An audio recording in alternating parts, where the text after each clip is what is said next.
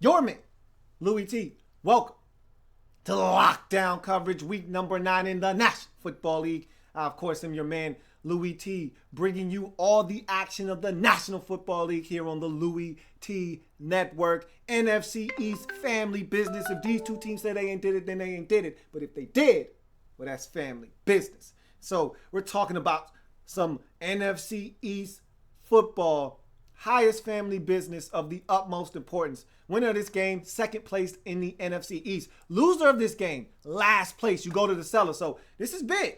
These two teams haven't met this season, Giants and Eagles, so big game for both teams involved. You know, if you're looking to keep pace in this division, Cowboys are red hot, winners of 7 straight. You need to win this game to keep pace with the Dallas Cowboys. So this was a big game in the NFC East. Before we break it down, it was very entertaining as well. Before we break it down, though, gotta first welcome everyone to the Louie Tee Network. If this is your first time here, subscribe to the Louie Tee Network for more great content in 2016 and beyond. We're changing the game over here. I want you to be a part of that. So go ahead and hit that subscribe button and join me on the Louie Tee Network. Also, if you're on Twitter, @InTheLabRoom is the Twitter handle. Go ahead. Follow your man Louie T, man. We doing some big things over here. You want to know when I'm going live? Hit that subscribe. Follow me on Twitter. That's what it's all about. You're going to know exactly when I'm going live. You're going to know when I'm posting a video. You want to just tweet with me? You got something you want to say? You want to chop it up, talk football? I'm here, baby. @InTheLabRoom is the Twitter handle. And also, if you're watching this and you're on Twitter at the same time, you want to have your voice be heard, use the hashtag LouieTLive on Twitter as well. Also, I'm on Facebook. In the Lab Room is the Facebook page. And again, I'm starting to do some things with Facebook, and I'm going to change the game there as well. Facebook Live looking real familiar right now. Game recognized game. Facebook Live starting to look real familiar. So I'm going to take my hand at that soon. So again, make sure you follow me. Get ahead of the curve. Follow me on Facebook as well. So with that being said, let's jump into this breakdown, man. This was a good football game. Man, was this fun. Let's talk about this game. Giants at home taking on the Philadelphia Eagles. We start with our likes, dislikes, banana in the tailpipe. Obviously, we're going to start with the road team as we customarily do on this program, and the things that I liked in the first half from the Philadelphia Eagles. Bryce Treggs with a 58-yard catch. And I know a lot of you haven't heard of Bryce Treggs before, and for good reason, okay? Rookie guy, undrafted, first time really getting significant snaps for the Eagles in this game. And this is a big play. Eagles were reeling early in this ball game, down 14-0. They needed a spark. They needed a way to get back into this game. They were down 14-3 at the time of this catch, actually. And so this is a big play.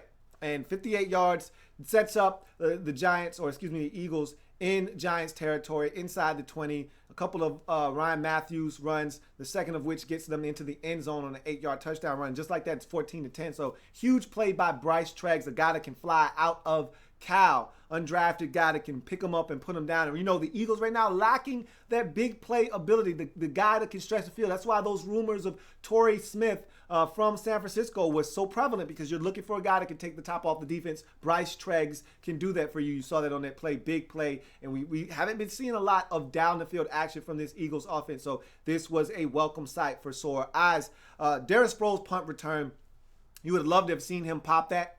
Almost did. Had Keenan Robinson made a great effort to get him out of bounds, because if he doesn't, it's a touchdown, obviously. And what ensued is even bigger for the Giants, because he didn't get in. 4th and 1 stop by that Giants defense. So huge turn of events there. But it was a big punt return nonetheless from Mighty Mike Darren Sproles, yet again striking from the special teams side of things. Again, you go to the Giants in the first half of this game, and the things that I liked. The start to the game was magnificent for the Giants. 2 interceptions defensively, one by each of your starting safeties. Then the second thing that you gotta love is the points off of those turnovers. Okay, it's one thing to create turnovers, but just like we've seen from teams in the past, you can create a turnover, and we saw it in this game with the Eagles. You can create turnovers and get nothing out of it, get a field goal out of it. The biggest thing after the turnover is what you do with it. And so to get touchdowns off of both of those interceptions, that's huge for this Giants football team. Getting out to that 14-0 start, I thought was monumental for a team that has struggled this year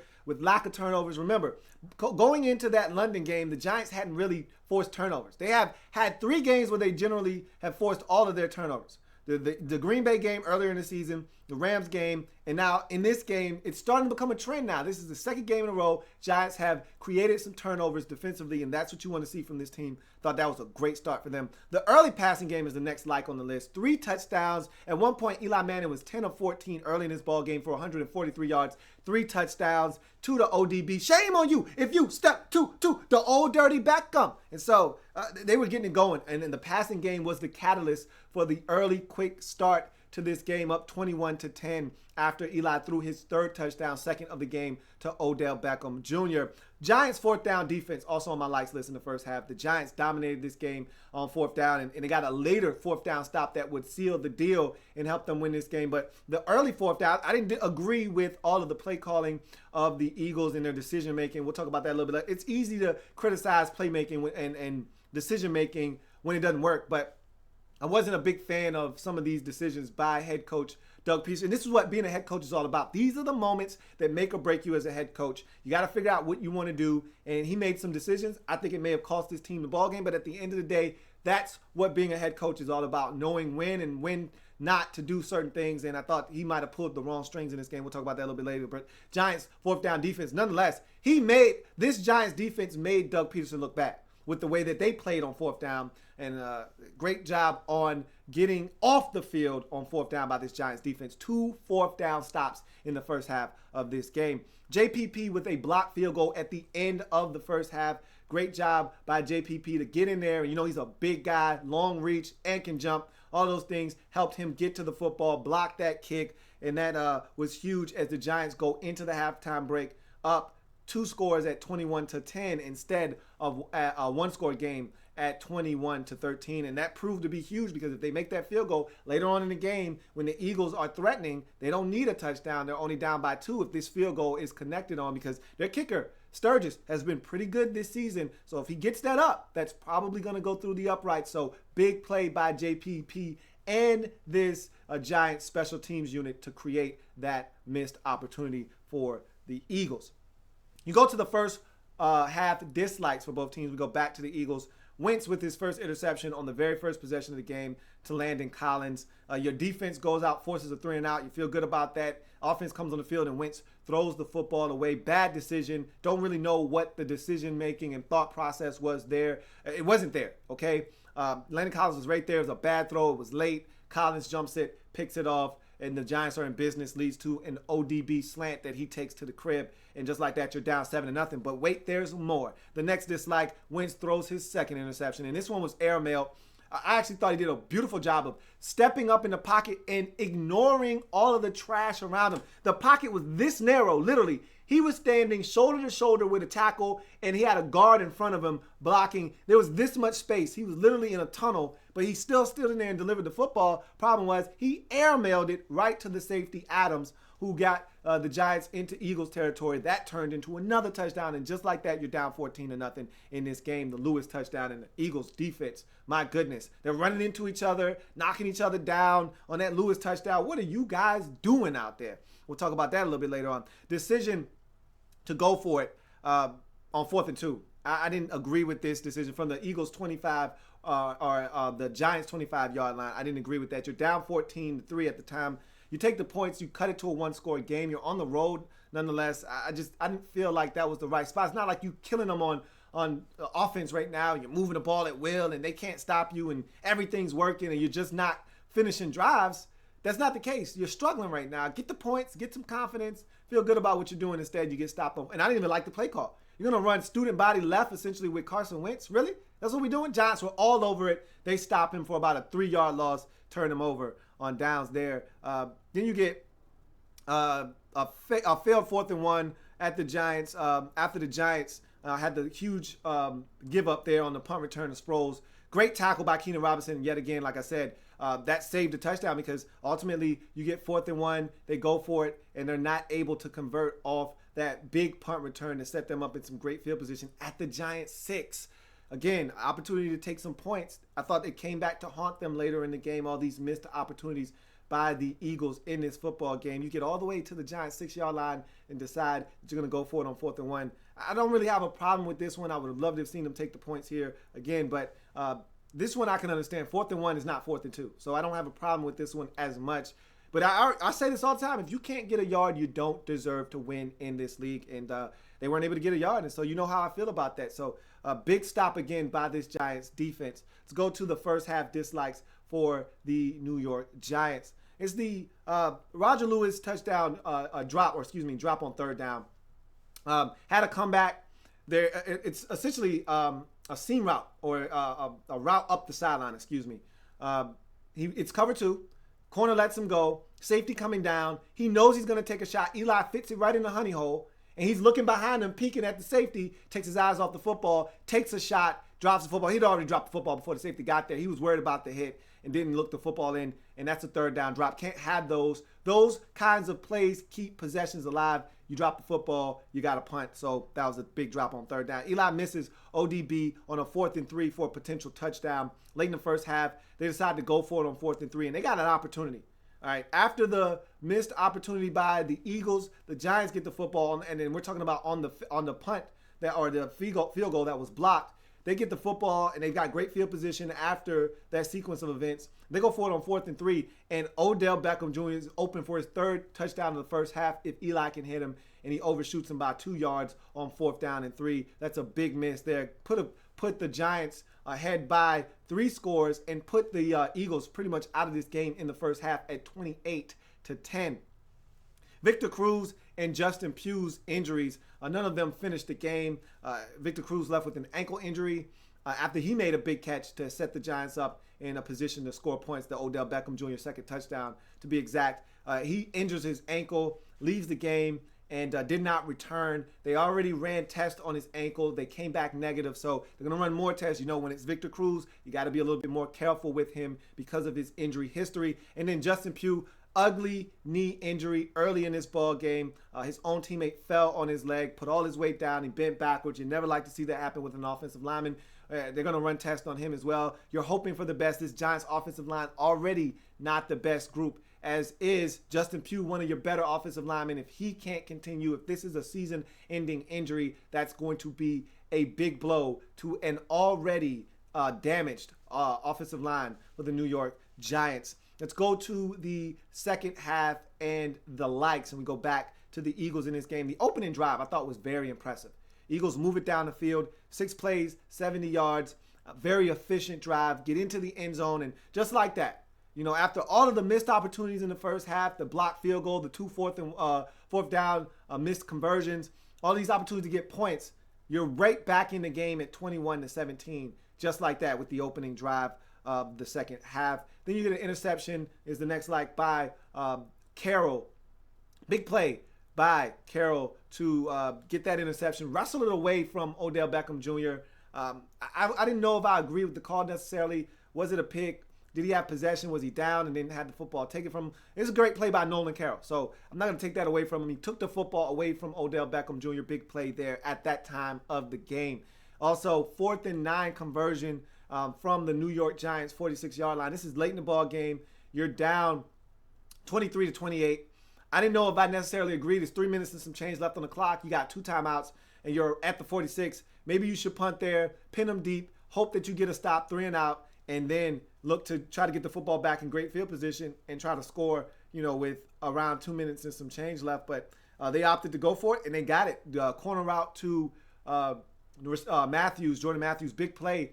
They ultimately would not get it as they would go to another 4th down situation and not convert later on in that drive. But great job by the Eagles to stay with this Giants team in this game. I thought there were ample opportunities for the Giants to run away with this game, and the Eagles hung tough, made some plays down the stretch, and including that Jordan Hicks, which is my final like on this list, the Jordan Hicks interception late, giving them some great field position inside the Giants 40-yard line with 2 timeouts and ample opportunities to win this game.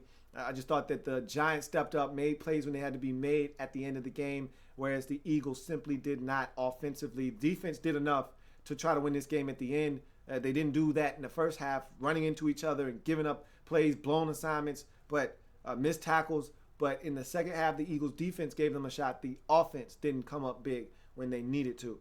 Let's go to the Giants second half likes. The response to the Eagles opening drive I thought was huge because at that time in the game, It's 21-17. Eagles got all the momentum after that opening drive, marching it right down the field and scoring. And the Giants come right back at them and take it right down the field. And it was a long, lengthy drive, 12 plays, 85 yards, and they are 75 yards, excuse me, and a 32-yard touchdown hookup from Eli to Shepard, the rookie, Sterling Shepard. Big play, gets them into the end zone, and extends the lead back out to 2 scores at 11 at 28-17. So that was a huge turn of events because the Eagles were smelling themselves at that point in the game and thought, okay, if we get one stop, get the football back, maybe we could take the lead in this game for the first time on the day. That wasn't going to happen as the Giants went right down the field and responded, and I thought that was a huge response there to take that lead back up to 11 at 28-17. That was the only like in the second half for the Giants. I didn't think they did much in the second half. I thought they rested on what they did in the first half. Now, the defense, I will say, Keenan Robinson with a huge stop, but the defense did just enough at the end of this game to give them a shot to win and hold on to this victory and preserve it. But make no mistake about it, the offense was not as sharp in the second half as they were in the first half, as you will find out once we get to these dislikes. Speaking of which, let's get to the Eagles and their dislikes in the second half. It's their late game execution. I felt like they dropped the ball on a number of occasions late in this ball game. They had opportunities. They weren't able to execute. And some of that falls on Doug Peterson. I thought that he rolled the dice. Look, you're in a situation late in the game where you got an opportunity. You're down 23-28. If you would have not rolled the dice earlier in the game a couple of times, not had a field goal blocked, maybe you're right now sitting with a deficit of 2 at 26-28, and you got a shot to kick a field goal and win this game at the end instead of having to need a touchdown. But all in all, I didn't love the play calling. I thought they were too conservative in some key spots in this game, and then they tried to be aggressive down the stretch, and it didn't work. And so didn't really like what the Eagles did down the stretch in this game. They had opportunities, some big plays made by the defense. You get a turnover forced by Nolan Carroll. You do nothing with that. You get a turnover, and this was the one that hurt. You get the turnover by Jordan Hicks, the big pick and the interception that puts you in great field position. You got to find a way to get a touchdown off of that. You had to settle for a field goal. All the times that you went and you had to settle for a field goal, I didn't disagree with when you're down 28-20 and you kick the field goal. I didn't disagree with that. But if you're going to go for it, that was the time to go for it. But okay. I didn't really agree with Doug Peterson for the majority of this game. You go to the Eagles in the second, the Giants in the second half and their dislikes. And it's just the Eli Manning interception to Jordan Hicks late in the ball game. Really, both Eli interceptions are on the dislikes list, but the one that really could have hurt this team, could have really saw the Giants lose this game, was the one to Jordan Hicks late in the ball game. That can't happen. And for as well as Eli played, 4 touchdown passes, a stellar day. But for as well as he played, he put his team in a compromising position with that pick. And again, I know it got tipped at the line of scrimmage. It doesn't matter. You made the throw. You made the decision. It got tipped, and it got picked off by Jordan Hicks. So Eli Manning got to be better in clutch situations. Normally he is. He's one of the better clutch quarterbacks in the league. But that was a situation where it almost cost his team a victory, one that they had in their hands for the entire game. The Giants never trailed in this ball game, and they almost trailed for the first time at the wrong time of the game with that Eli Manning second interception in the game. So that's the breakdown. I have no banana in the tailpipes. Both of these teams played pretty much how I expected. The Eagles, I did not expect them to squander as many opportunities and go for it on fourth down. I didn't see that aggressive nature from Doug Peterson earlier in the season.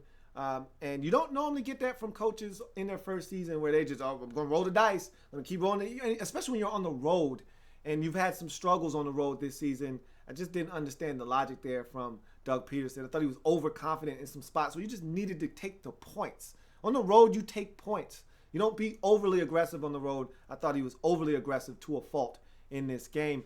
Got a couple of comments. Want to take a look at a couple of them. Argenis Luguardo says, do you think at this point of the season, can Landon Collins be Defensive Player of the Year race? I personally think he's on top, if not top 3. I think Landon Collins is playing some outstanding football. One of the best safeties in the league right now, the way he's playing that position of strong safety. When he's in the box, he's a dominant force for the Giants. But this year, I think he's taking his game up to another notch because as a free safety, when he drops back deep, he's also having an impact, picking off passes, We saw the return for a touchdown in London. You saw the pick in this game. He's just playing at a very high level right now. And Landon Collins, I think he right now is in the discussion for Defensive Player of the Year. You don't see that go to a rookie safety very often. But I tell you what, man, he's throwing his name in the hat and he's playing at a very, very high level right now. Cruising 26 says, my Giants really miss Darian Thompson. His ability to communicate is really needed. I thought the Giants did some good things in this game defensively. I know a lot of people are down on their defense. I think the biggest problem with this defense, they don't get enough pressure right now. That's my biggest squabble with them is you don't get enough pressure on the quarterback. You're relying too heavily on that secondary to bail you out. And it's a good secondary. Dominique Rodgers-Cromartie, one of the touchdowns you gave up was because Eli Apple didn't know that the running back was coming out. I don't know what he was looking at, but you've got a really solid, when guys are healthy, you've got a really solid secondary with Cromartie and Jenkins and then Apple playing as a rookie. I really like what you have out there. Landon Collins playing at the high level that he is. I think you got some stuff out there, but yes, Darian Thompson is a very good young rookie that I would love to see more from. So I'd love to see him get back in there in the mix for the Giants. Drift Rifter says, how do you think the Eagles are going to fare against the Falcons next week? Philly, by the way. I think the Eagles have played their best football at home, obviously, this season. They've been much more comfortable at home than on the road. They've only won once on the road. They're undefeated at home this season. So going to be a test for the Eagles. Going to be a test for the Falcons as well. Falcons are red hot right now, and they got extra time off because they played on Thursday Night Football. So essentially what amounts to a half of a bye, so to speak. So that's going to be an interesting game. If the Eagles want to remain relevant in the NFC East race, because that's getting away from them with this loss, if you want to remain relevant, you got to win that game against the Atlanta Falcons. That's going to be a tough ask because I think some of the things that the Eagles struggle with, like you saw in this game, their secondary, we knew that was going to be a very, very big issue for them coming into the season. A lot of young players, a lot of blind leading the blind. There were some communication issues in that secondary. Guys running into each other, open receivers all day long.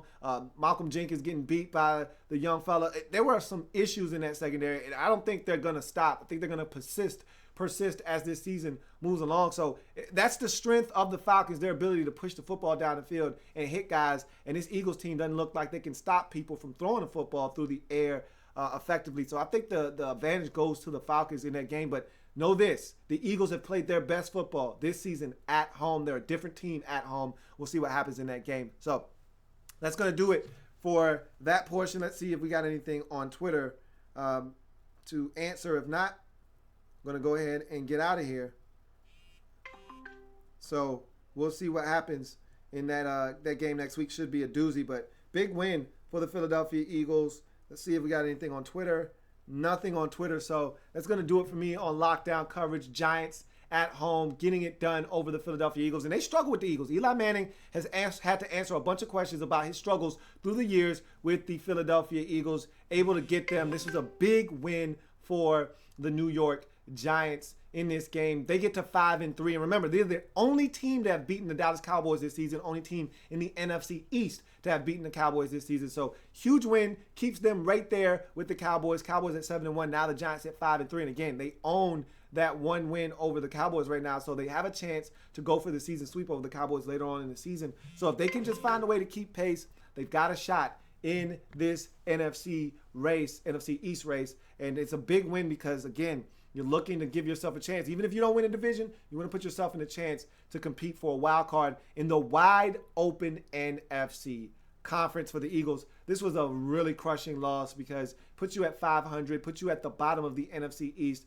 and it's another loss to an NFC opponent, and those stack up like bricks. And when you start talking about tiebreakers at the end of the season, got to win these divisional games because they hurt you twice. They hurt you in the division, and they hurt you in your conference overall record. And so another loss in the division, the third in the row this season for the Eagles. Haven't beat an NFC East team this year, 0-3 in the division. That's going to sting for this Eagles football. It's a young team. Much was not expected of them when the season started, and so To me, this is a season that they started off hot, and I think it gave everyone false expectations for this team. And they're starting to come back down to earth where they belong. And Wentz is looking mortal. Remember, early on the season, he didn't look mortal. He looked more like how Dak Prescott has looked for much of the season. So everything is starting to happen the way I think a lot of people thought they would happen for this Eagles team when the season started, which was they were going to struggle. They were going to be in ball games, but they weren't going to be able to win. And so you're seeing that come to fruition as they drop to 500 on the season at 4-4.